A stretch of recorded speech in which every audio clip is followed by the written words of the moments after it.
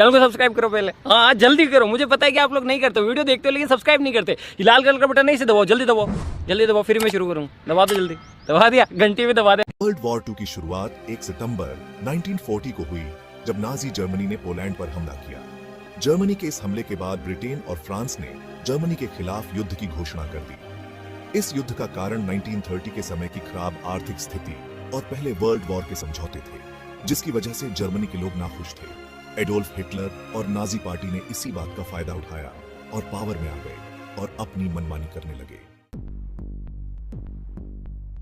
Germany का तरीका था ब्लिट्जक्रेग, जिसका मतलब है बिजली की तरह हमला।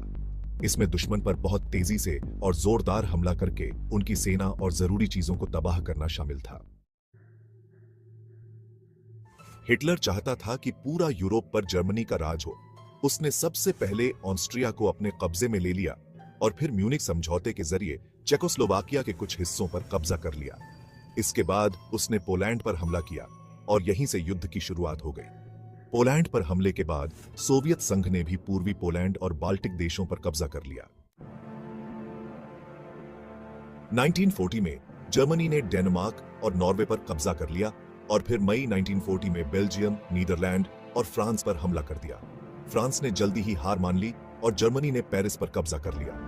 इस बीच ब्रिटेन ने अपने देश की रक्षा के लिए पूरी कोशिश की। जर्मनी ने ब्रिटेन पर हवाई हमले शुरू कर दिए, जिसे बैटल ऑन ऑफ ब्रिटेन कहा जाता है। ब्रिटेन ने इन हमलों का डटकर मुकाबला किया और जर्मनी को कामयाब नहीं होने दिया। 1941 में युद्ध में एक बड़ा बदलाव आया जब जर्मनी ने सोवियत संघ पर हमला कर दिया। इस ऑपरेशन को ऑपरेशन बारबारोसा कहा जाता है। शुरुआत में जर्मनी को काफी सफलता मिली, लेकिन सोवियत संघ बहुत बड़ा था और वहां की कड़ाके की ठंड ने जर्मन सेना को थका दिया। सोवियत संघ ने जर्मनी के खिलाफ डटकर मुकाबला किया और धीरे धीरे उन्हें पीछे धकेलने लगे। उसी साल 7 दिसंबर 1941 को जापान ने पर्ल हार्बर पर हमला कर दिया, जिसके बाद अमेरिका युद्ध में शामिल हो गया। अमेरिका ने तुरंत जापान और जर्मनी के खिलाफ युद्ध की घोषणा कर दी। इस घटना ने वर्ल्ड वॉर को एक बहुत बड़े युद्ध में बदल दिया। अमेरिका ने यूरोप में अपने मित्र देशों की मदद के लिए बहुत सारे संसाधन और सैनिक भेजे। इसके साथ ही उन्होंने प्रशांत महासागर में जापान के खिलाफ भी युद्ध लड़ा। प्रशांत महासागर में मिडवे और ग्वाडलकनाल की लड़ाइयां बहुत महत्वपूर्ण थीं, जिनमें अमेरिका को बड़ी जीत मिली। 1943 तक युद्ध का रुख मित्र राष्ट्रों के पक्ष में होने लगा था। उत्तरी अफ्रीका में मित्र राष्ट्रों ने जर्मनी और इटली को हरा दिया और फिर इटली में प्रवेश कर गए। इटली ने 1943 में हार मान ली, लेकिन जर्मन सेना इटली में लड़ती रही। इस बीच सोवियत संघ ने पूर्वी यूरोप में जोरदार हमला किया और जर्मनी को पीछे धकेल दिया। 1944 में मित्र राष्ट्रों ने नॉर्मंडी में डी-डे नाम के बहुत बड़े हमले को अंजाम दिया, जिससे पश्चिमी यूरोप में जर्मनी का कब्जा खत्म होने लगा। इस हमले ने जर्मनी के लिए दोनों तरफ से लड़ना मुश्किल कर दिया। मित्र राष्ट्रों ने फ्रांस, बेल्जियम और नीदरलैंड को आजाद कराया और जर्मनी की ओर बढ़ने लगे।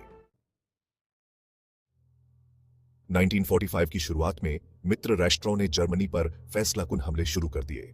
सोवियत संघ ने पूर्वी यूरोप में बर्लिन की ओर बढ़ते हुए जर्मन प्रतिरोध को तबाह कर दिया। पश्चिमी मोर्चे पर अमेरिका और ब्रिटेन ने राइन नदी को पार किया और जर्मनी के बीच में प्रवेश कर गए। 30 अप्रैल 1945 को हिटलर ने आत्महत्या कर ली और 8 मई को जर्मनी ने बिना शर्त हार मान ली। यूरोप में जंग खत्म होने के बाद भी प्रशांत महासागर में जापान के साथ लड़ाई जारी रही। अमेरिका ने जापान के कई द्वीपों पर कब्जा कर लिया और जापान पर हवाई हमले किए। 6 और 9 अगस्त 1945 को अमेरिका ने जापान के हिरोशिमा और नागासाकी शहरों पर परमाणु बम गिराए। इन हमलों के बाद 15 अगस्त को जापान ने हार मान ली और दूसरा विश्व युद्ध खत्म हो गया। इस युद्ध का दुनिया पर बहुत गहरा प्रभाव पड़ा। लाखों लोग मर गए और करोड़ों लोग बेघर हो गए। यूरोप और एशिया के कई शहर और देश पूरी तरह से तबाह हो गए। युद्ध के बाद संयुक्त राष्ट्र बनाया गया ताकि भविष्य में ऐसे खतरनाक युद्ध को रोका जा सके। साथ ही इस युद्ध ने शीत युद्ध की नींव रखी, जिसमें अमेरिका और सोवियत संघ दुनिया की 2 सबसे ताकतवर देश बनकर उभरे। इस भयानक युद्ध और इसमें हुई बर्बरता ने मानवता को कई जरूरी सबक सिखाए। यह युद्ध सिर्फ सेनाओं का युद्ध नहीं था, बल्कि इसमें राजनीति, समाज और अर्थव्यवस्था भी शामिल थे। इसने दुनिया को एक नए युग में प्रवेश कराया, जिसमें विज्ञान और तकनीक का विकास बहुत महत्वपूर्ण था।